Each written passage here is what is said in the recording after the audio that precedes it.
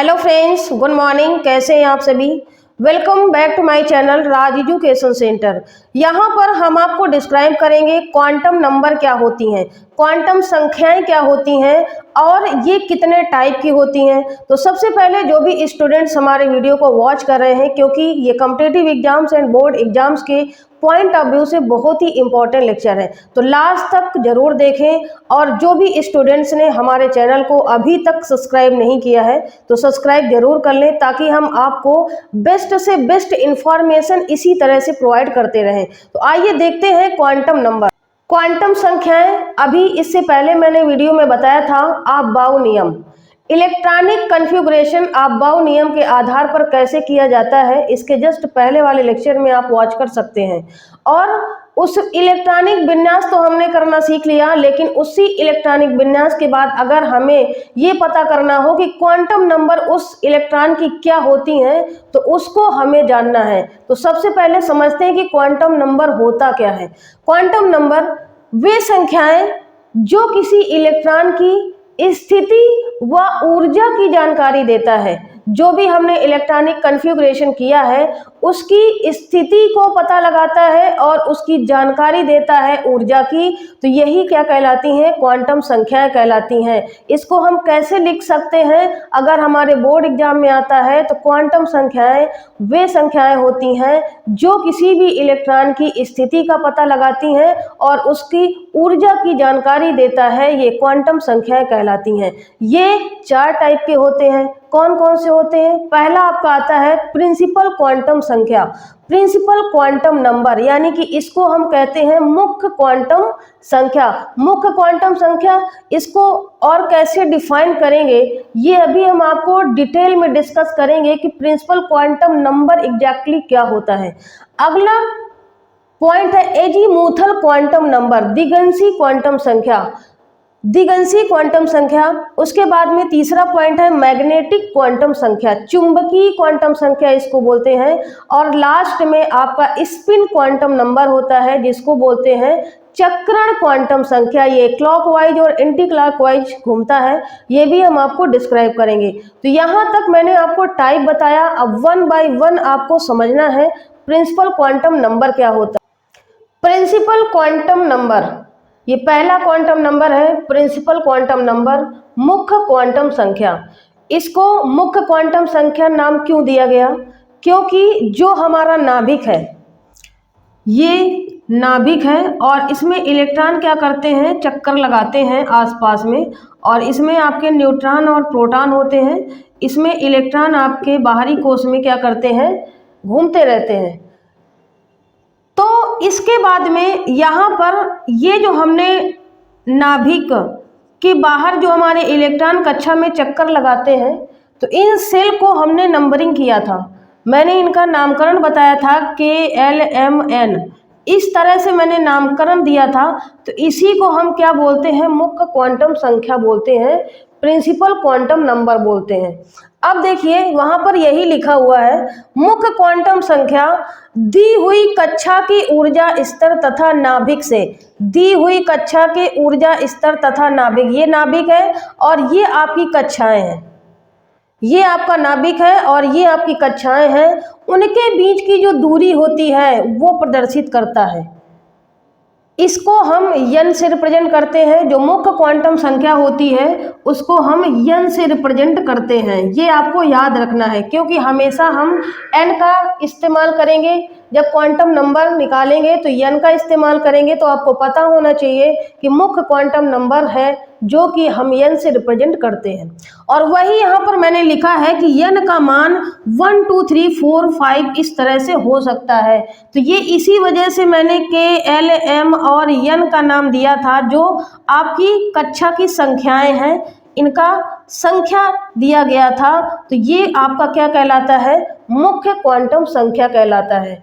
अब इसके बाद में आपको अगला पढ़ना है एजीमुथल क्वांटम नंबर, इसको बोलते हैं दिगंशी क्वांटम संख्या। अब ये जो क्वांटम संख्या होती है, ये मुख्य quantum number principal quantum number के वैल्यू पर डिपेंड करता है, उसके मान पर डिपेंड करता है। इसीलिए मैंने इसको डिटेल में यहाँ पर नोट किया है। नाभिक के चारों ओर कोणीय संवेग, क्योंकि हमारा जो इलेक्ट्रॉन है वो बाहरी कक्षाओं में चक्कर लगाता है तो उसका कोणीय संवेग को प्रदर्शित करता है तथा इलेक्ट्रॉन के उप ऊर्जा स्तर। अब उप ऊर्जा स्तर मैंने आपको बताया था SPDF, ये मैंने 4 ब्लॉक बताया था, उसको व्यक्त करती है। जो SPDF होते हैं उसको ये व्यक्त करती है और इसे हम L से प्रदर्शित करते हैं। इसका जो एजीमुथल क्वांटम नंबर होता है इसको हम किससे रिप्रेजेंट करते हैं? L से रिप्रेजेंट करते हैं, L से। अब इसके बाद में किसी n के लिए L का मान 0 से लेकर के n-1 तक होता है। ये लाइन जो मैंने लिखा है ये बहुत ही इंपॉर्टेंट है। किसी n के लिए L का मान 0 से लेकर के n-1 तक होता है। ये लाइन बहुत ही इंपॉर्टेंट है क्योंकि इसी से पूरा ये जितना आपका दिगंशी क्वांटम नंबर है, प्रिंसिपल क्वांटम नंबर है, वो इसी से निकल के आएगा। तो 0 से लेकर के n-1 तक ये पहले समझते हैं जो L के मान होते हैं। तो L इक्वल टू 0, ये आपका जब 0 होगा तो S ब्लॉक को रिप्रेजेंट करेगा, यानी कि ये n-1, यानी कि आप कह सकते हो कि n की वैल्यू आपकी 1 रही होगी तभी ये आपका 0 आएगा, क्योंकि n-1 होता है तो 1-1 करेंगे तो 0 आ जाएगा। तो 0 का मतलब है L, ये L की वैल्यू जो आपकी होगी वो 0 होगी और वहां पर आपकी जो मुख्य क्वांटम नंबर होगा वो आपका 1 होगा। तो ये मैंने आपको यहाँ पर बताया कि जो मुख्य क्वांटम नंबर n होगा वो 1 होगा और उसके बाद में L का मान हमें निकालना है तो n-1 करके हमें घटा देना है। 1-1 यानी कि 0 आ गया। तो वो कौन से ब्लॉक को रिप्रेजेंट करेगा? S ब्लॉक को रिप्रेजेंट करेगा, क्योंकि आपका जो उप ऊर्जा स्तर है वो S है। अब इसके बाद में L इक्वल टू 1 कहाँ से आया? अब हम P यानी कि n की वैल्यू हम 2 लेंगे तभी आपका SPDF यानी कि n-1 कर देंगे तो 2-1 यानी कि यहाँ पर कितना आ गया? 1। अब 1 इसका मतलब क्या है कि 0 से लेकर के है तो 0 पहले आएगा, 0,1। इसका मतलब है कि S और P आपके दोनों आएंगे जो मैंने यहाँ पर लिख रखा है, 0,1। S और P दोनों उपकक्षक आएंगे और n इक्वल टू जब 2 होगा तो 0,1 आएगा। वो इसी तरह से आपका निकाला जाता है। अब इसके बाद में अगला है आपका L इक्वल टू 2, इसका मतलब है D ब्लॉक आएगा और इसमें तीनों आ जाएंगे SPD और इसमें जो ब्लॉक आएंगे SPD उसमें आपका 0, 1 और 2। n इक्वल टू जब 3 होगा तो ये 3 वैल्यू आएंगी और n इक्वल टू जब 4 होगा तो n-1 करेंगे तो कितना आ जाएगा? 4-1 यानी कि 3 आ जाएगा और 3 में से इसका मतलब है कि 4 0 से लेकर के आएगा तो 0, 1, 2, 3। वही यहाँ पर मैंने ये नोट डाउन किया है और ये L इक्वल टू 3 होगा तो आपका F ब्लॉक भी यहाँ पर आएगा। तो ये आपका हुआ एजीमुथल क्वांटम नंबर, दिगंशी क्वांटम संख्या। अभी हम आपको एग्जाम्पल लेकर के समझाएंगे कि क्वांटम नंबर निकाला कैसे जाता है। अगला क्वांटम नंबर है आपका मैग्नेटिक क्वांटम संख्या, इसको बोलते हैं चुंबकीय क्वांटम संख्या। इसको हम किससे रिप्रेजेंट करते हैं? m से रिप्रेजेंट करते हैं, m से, क्योंकि मैग्नेटिक लिखा हुआ है, मैग्नेटिक को हम m से रिप्रेजेंट करते हैं।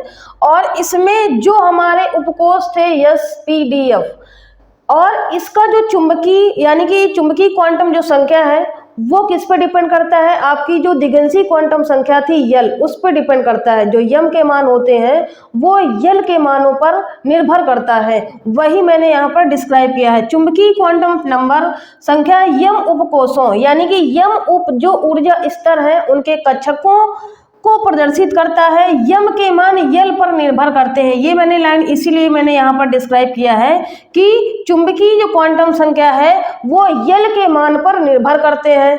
किसी L के लिए m के मान -L से लेकर के +L तक शून्य सहित होते हैं। ये लाइन आपकी बहुत इंपॉर्टेंट है क्योंकि L के लिए किसी m के जो मान होते हैं वो -L से लेकर के +L तक होते हैं, 0 भी उसमें इंक्लूड होता है।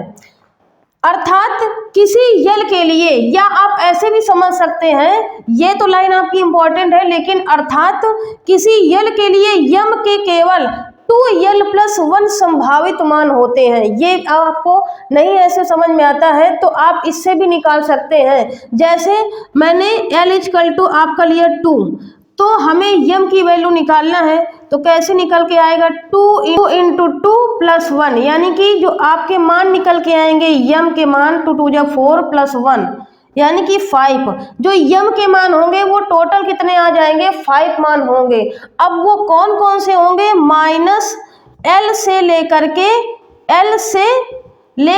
प्लस यल तक होंगे, वो भी शून्य सहित होंगे, वो निकालना आपको जरूरी है। संभावित मान होते हैं, इससे हम केवल ये पता लगा सकते हैं कि आपके कितने मान संभावित होंगे।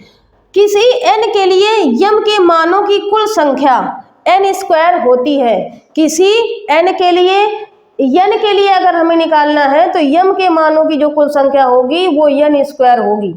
n स्क्वायर यानी कि जो मुख्य क्वांटम संख्या अगर मान लीजिए n बराबर 2 है तो इसकी आपकी n स्क्वायर होगी, 2 का स्क्वायर यानी कि 4 होगा। अब ये मैंने यहाँ पर इसीलिए नोट कर रखा है, l बराबर 0 था तो हमारा यस ब्लॉक था, l बराबर 1 था तो p था, l इक्वल टू 2 था तो आपका d था, और यहाँ पर l इक्वल टू 3 था तो f था। अब यम के मान देखो 0 है तो आपका यम की वैल्यू 0 ही रहेगी, और l इक्वल टू 1 है तो देखिए मैंने बताया था कि -1 से लेकर के l से लेकर के प्लस l तक, तो 1 वैल्यू है तो -1 प्लस 1 तो ये आ गया और 0 भी आ गया, तो -l से लेकर के प्लस l तक। l इक्वल टू अगर 2 है तो d आपका ब्लॉक होगा, उपकोष होगा, और m इक्वल टू -2 -1 0 +1 और +2, और l इक्वल टू अगर 3 है तो f आपका ब्लॉक होगा, और m की जो वैल्यू होंगी -3 -2 -1 0 1 +1 +2 +3। अब ये आपको और अभी आपको जानना है, जैसे p ब्लॉक आपका बना, p ब्लॉक है और p ब्लॉक में 3 आपके ये ब्लॉक होंगे, और इसमें जो इलेक्ट्रॉनों की संख्या होगी वो कितनी होगी, ऐसे करके आप इसमें मैक्सिमम 6 इलेक्ट्रॉन भर सकते हैं। तो ये देखिए यहाँ पर अब p l इक्वल टू आपका कितना होगा, इसका मतलब 1 है, p ब्लॉक आपको पता चल गया कि p ब्लॉक आपका बन रहा है, तो यहाँ पर -1 से लेकर के +1 तक। अगर मुझे क्वेश्चन में बोल देता है कि इस इलेक्ट्रॉन की आपको क्वांटम संख्याएं बतानी है तो यम की वैल्यू कितनी आ जाएगी दोस्तों, 0 होगी, क्योंकि इस ब्लॉक में आपका क्या है, 0 है। तो यही कहने का मतलब था कि -1 से लेकर के, क्योंकि टोटल जो आपके इतने ही बनेंगे। अब ये कितने हो गए, ये आप काउंट कर सकते हो, 1 2 3 7 होंगे आपके, 7 इसमें होंगे, इसमें भी आपके 5 होंगे, इसमें 3, क्योंकि आपके जो मैंने SPDF बताया था तो यस ब्लॉक में कितने होते हैं ब्लॉक, S P D और F। S में 1 ब्लॉक होता है, P में आपके 3 होते हैं, और D में आपके कितने होते हैं, 5 होते हैं, और F में कितने होते हैं, 7 होते हैं। ये 7 ब्लॉक होते हैं। इसी वजह से ये आपका मैग्नेटिक क्वांटम संख्या निकाला गया है, चुंबकीय क्वांटम संख्या, इसी से आपका ये ब्लॉक बना हुआ है, और यही आपको डिस्क्राइब भी किया है मैंने। अगला आपका क्वांटम नंबर है स्पिन क्वांटम नंबर, चक्रण क्वांटम संख्या। इसको हम किससे रिप्रेजेंट करते हैं, यस से रिप्रेजेंट करते हैं, एस से। अब इसमें इस क्वांटम नंबर में क्या होता है कि जो क्लॉकवाइज और एंटी क्लॉकवाइज जो हमारा इलेक्ट्रॉन का उसका मूवमेंट होता है वही आपका क्या कहलाता है, चक्रण क्वांटम संख्या कहलाता है। और जो इलेक्ट्रॉन हमारा एरो बना होता है, जैसे मैंने अभी बताया था कि ये आपका ब्लॉक था पी ब्लॉक था, और इसमें 3 ब्लॉक थे। एक आपका ऐसे इलेक्ट्रॉन इस तरह से हमें फिल किया जाता है, और फिर इसके बाद में ये आपका ये रिप्रेजेंट करता है आपका क्लॉकवाइज यानी कि +12 से इसे रिप्रेजेंट करते हैं। और ये जो आपका इधर को बना हुआ है डाउन, इसको आप कह सकते हैं एंटी क्लॉकवाइज का मतलब है कि ये -12 से इसे रिप्रेजेंट करते हैं। अब जैसे किसी हमें इलेक्ट्रॉन का क्वांटम नंबर निकालना है, मैंने एक एग्जांपल यहाँ पर ले लिया, फ्लोरीन है, उसमें कितने इलेक्ट्रॉन होते हैं, 9 होते हैं। इलेक्ट्रॉनिक विन्यास इसका करते हैं आप बाउ नियम के अनुसार, तो 1s2 2s2 और 2p। अब इसमें 9 इलेक्ट्रॉन है, 4 हो चुके हैं, तो यहाँ पर कितने आ जाएंगे, 5। अगर इसमें क्वेश्चन में कहता है कि 8वें इलेक्ट्रॉन की क्वांटम संख्याएं निकालिए, 8वें इलेक्ट्रॉन की सभी क्वांटम संख्याएं, सभी क्वांटम संख्याएं निकालना है, हमें फाइंड आउट करना है, ये क्वेश्चन है आपका। तो कैसे निकालेंगे? 8वां इलेक्ट्रॉन यानी कि इस पी ब्लॉक में आएगा, ये हमें पहले से पता है कि 8वां इलेक्ट्रॉन हमारा पी ब्लॉक में आएगा।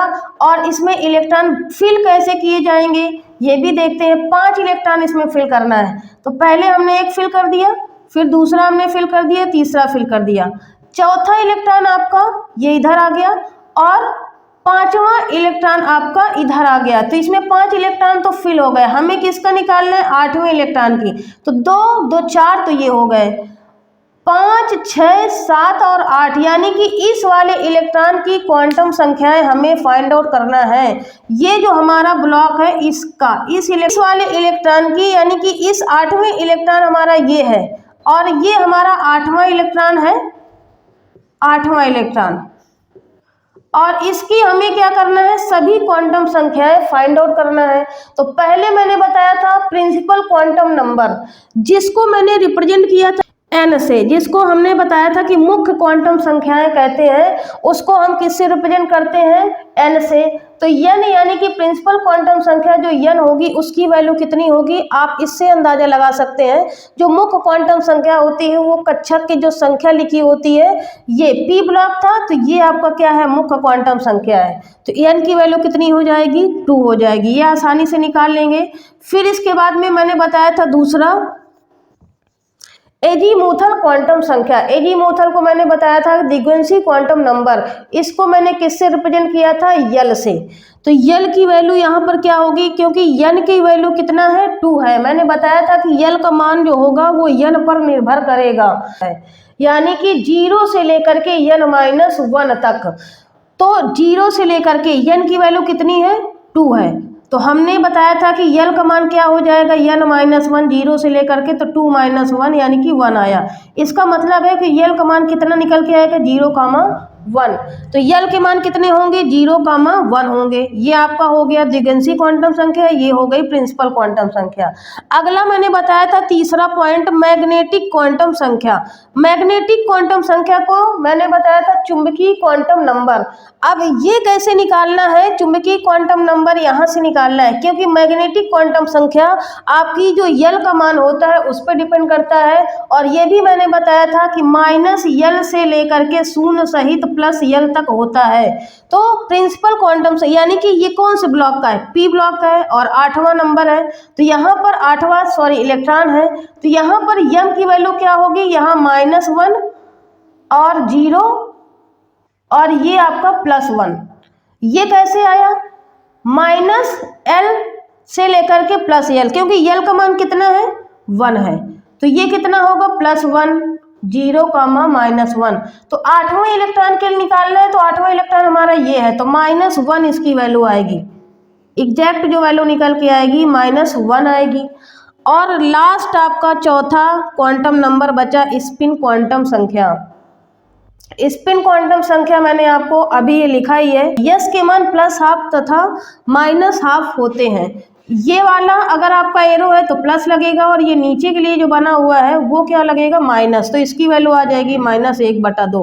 तो ये चारों क्वांटम नंबर आपका किसी एक इलेक्ट्रॉन के लिए निकल कर आ जाती हैं। तो यहाँ तक जो मेरा लेक्चर है वो कंप्लीट होता है। और thank you so much, wish you all the best. और इसी तरह से हमें सपोर्ट प्रदान करते रहें, हम आपको इसी तरह से बेस्ट इन्फॉर्मेशन आपको प्रोवाइड करते रहेंगे। Thank you so much, wish you all the best.